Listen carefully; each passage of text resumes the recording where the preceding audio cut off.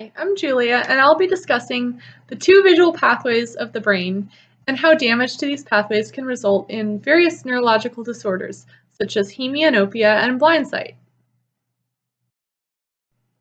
I would like to start off with a quote from Chapter 4 of Ramachandran's book, Phantoms in the Brain. One could argue that the term consciousness doesn't mean anything unless you recognize the emotional significance and semantic associations of what you are looking at. And this is of particular importance to the what pathway of the visual system, which Ramachandran considers to be the new visual pathway. That brings me to my next point on the visual pathways in the brain.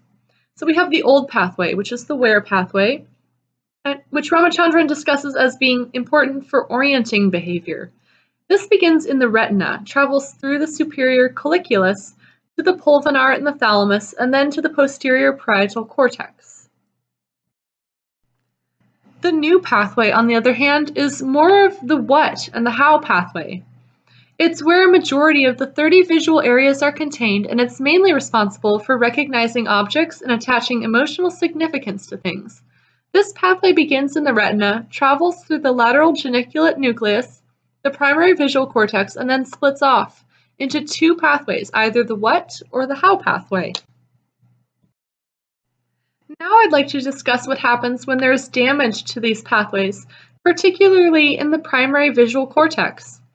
As many of you probably know, when damage to the right primary cortex occurs, the person loses the ability to see their left visual field. And when damage is sustained to the left primary cortex, the person loses sight in their right visual field. And this condition of blindness is termed hemianopia.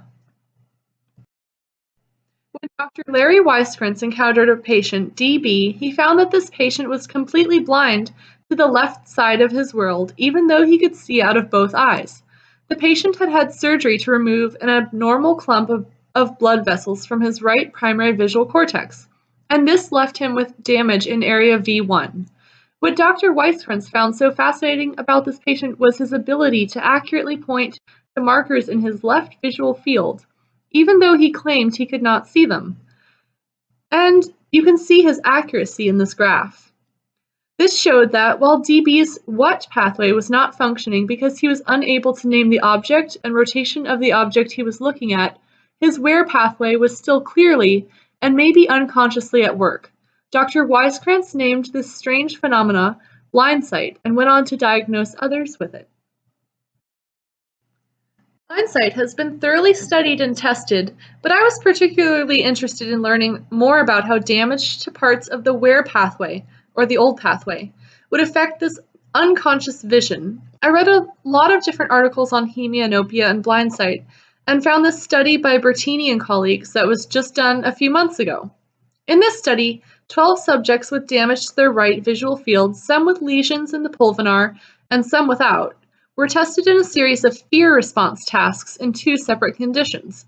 In the first condition, face stimuli were presented only in the subject's blind areas, and in the second condition, the same face stimuli were presented concurrently in blind and intact visual fields. Here is a graph of response times for subjects viewing different faces: fearful faces, happy faces, and neutral faces. This graph compares response times of hemianopic subjects with pulvinar damage to those without damage, and you can probably see that the response times are much slower in those with damage to their pulvinar nuclei. So this study really shows us how important the pulvinar nuclei are in relaying fear-related visual stimuli from the superior colliculi to the amygdala. To relate this back to Ramachandran's book, he had talked about the old pathways' importance as an early warning system, and in this study we can really see that early warning system at work through the subconscious fear response of the pulvinar nuclei.